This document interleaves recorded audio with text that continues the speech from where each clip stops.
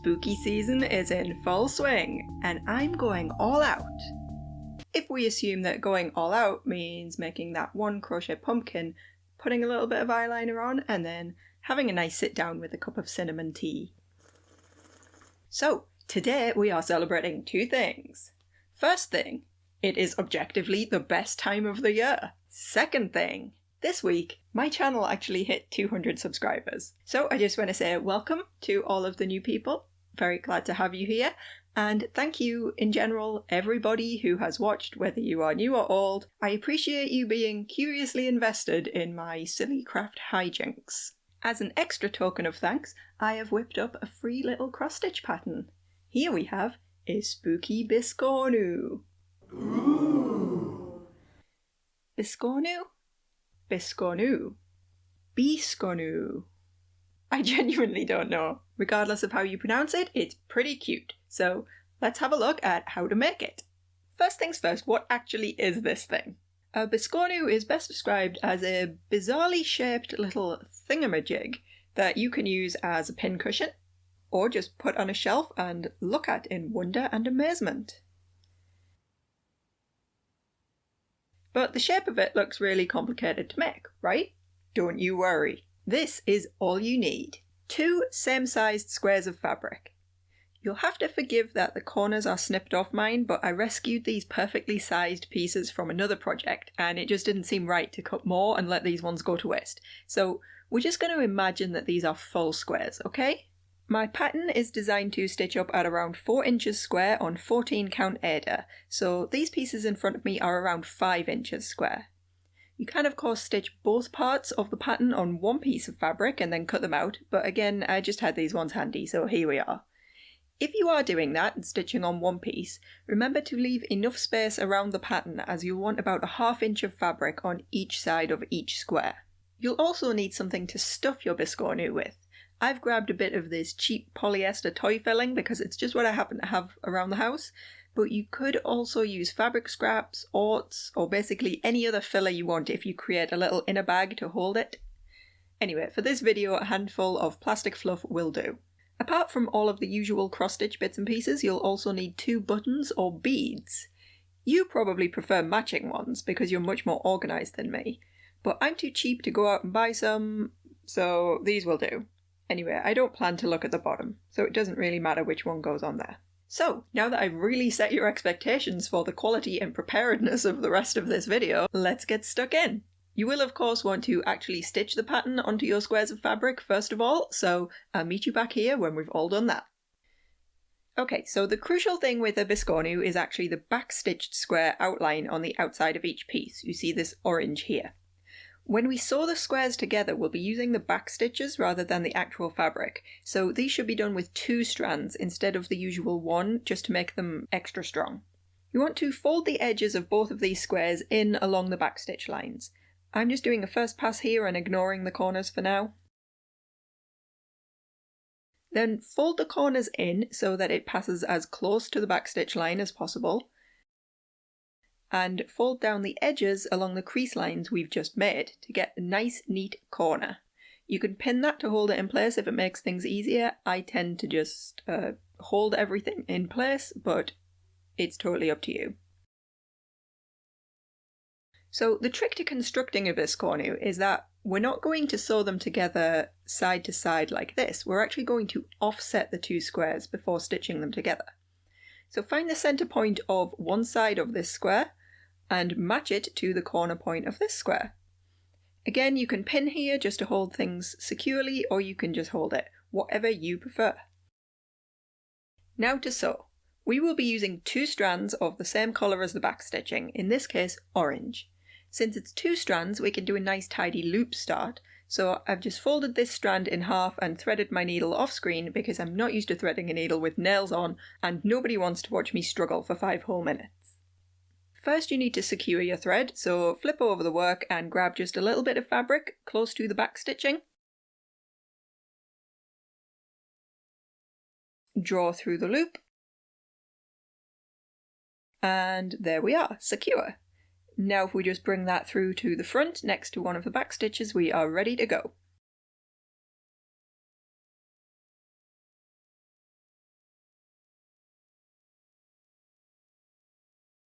From here, we're basically just going to whip stitch the two squares together, matching one back stitch on the top square to one back stitch on the bottom. So, in at the bottom, being sure to only catch the two strands of back stitching and none of the actual fabric.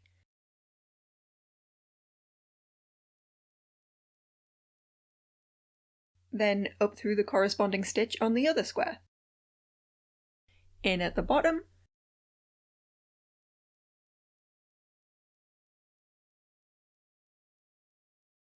up through the top.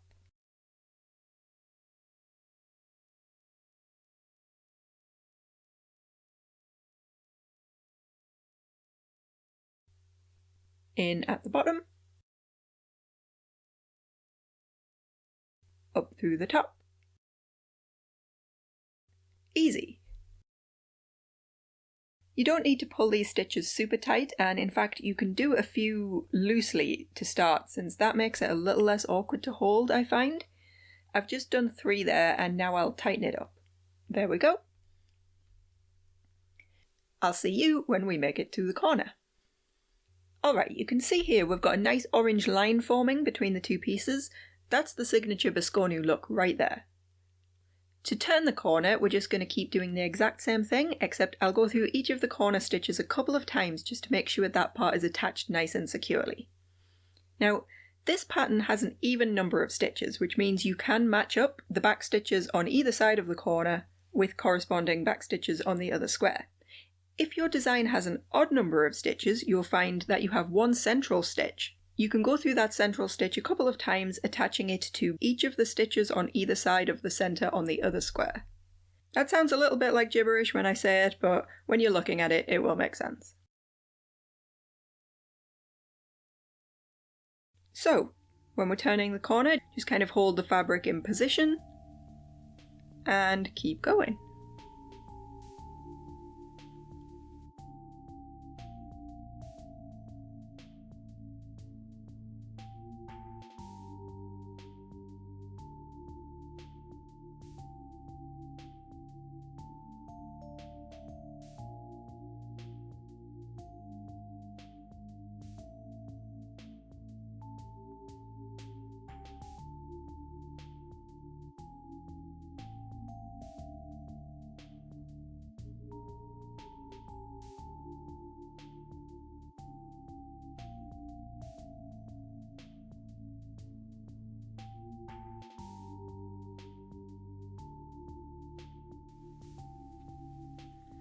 When I get to a corner, I like to just take a second and double check that everything is still matching up with the centre of the other square. This one is looking good.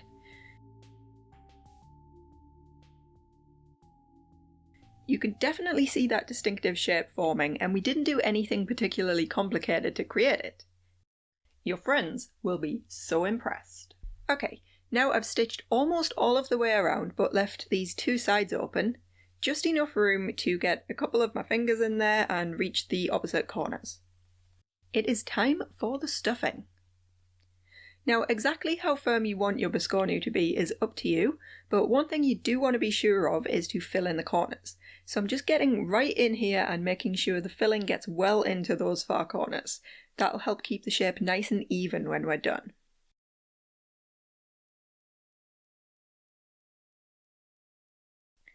Give it a bit of a squeeze. That seems okay to me, so let's get the rest sewn up. I'm just coming to the final couple of stitches here. And we're done. So to fasten off, I'm just going to tie a basic knot.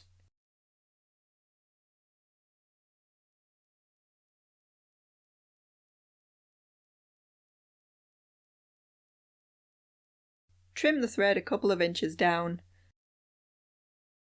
And now I'll feed the needle through and out the other side to hide the tail where it won't get tugged out. Okay, I overestimated how much thread I could hide in here, so actually I'm going to just yank on it a little bit, give it a snip, and there we go, all disappeared. Time for the finishing touches. Grab your buttons or your beads. Again, mine are different, but yours are probably two of the same. I like this one with the 4 holes best, so I'll use that one on the top. Really the only thing to watch out for here is that you're not using a button too big that could cover up part of the design or interfere with the curves of the final shape. We'll start at the bottom. Use whatever thread you prefer. I'm going with black buttons and orange thread for a nice contrast. Again, we want 2 strands, so I'm going for another loop start. Use your needle to just pick up a little bit of the edge of fabric as close to the middle as possible and secure by passing through the loop. There we go. Now I'm threading the button. This one has 2 holes, so just in one and out the other, nice and simple. I'm going to insert the needle close to the centre and pass it all the way through and out the top. Make sure you're coming out as close to the middle as possible on the top side.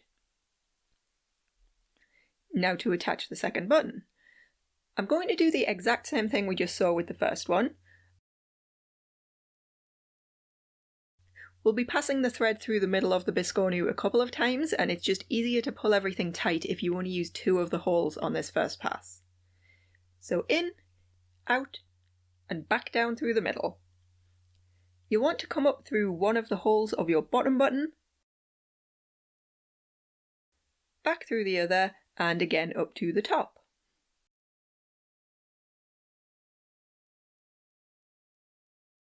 I'll use the other 2 holes here this time to complete the look I wanted for my top button, and back down once more. This time I'm going to fasten off, so I'm just checking that everything is tight enough and the shape is what I want. Okay, so back through this button, but this time I'm not piercing the fabric. Instead, I'm going to wrap the thread around a couple of times underneath the button, just to make this properly strong and secure.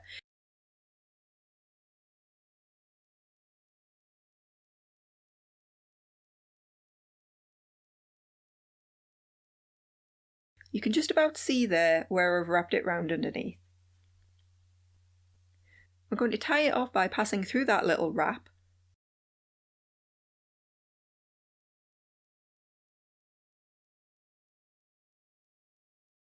And then looping through like so. It's hard to get a good camera angle on that, but you know how to tie a knot, right? You'll be fine. All that remains is to snip off the thread. You can either do it close under the button like this, or you can use the same technique we did previously to bury the tail inside. As long as you can't see it, that is fine. And there we go! Biscornu! We'll get to some glamour shots and a bit more information about the free pattern in a second, but if you've enjoyed this video or found it helpful, please do consider dropping it a like, and if you're not subscribed to my channel yet, you should probably know that I have a few other small Halloween craft project videos in the pipeline. Hint. Here is our finished project in all of its glory. So spooky! You can download this pattern from my new Ko-fi page, which I am also not entirely sure how to pronounce. Ko-fi? Ko-fi? It's available on a pay what you want basis, so you can download it for absolutely free, or you can chuck me a bit of a tip if you prefer. If you do make this Biscornu, I would absolutely love to see it. Please tag me on Instagram or TikTok. I am at the Giddy Stitcher on both. So that's it. Nice quick video this week. Thank you very much, as always, if you made it to the end. What kind of spooktacular craft projects are you working on right now? Or do you actually hate Halloween and you just wish the internet would go back to normal already? You can admit it, no judgment here. Okay, maybe like a tiny little bit of judgment, but I won't let it affect our friendship, I promise. Have a brilliant rest of your day.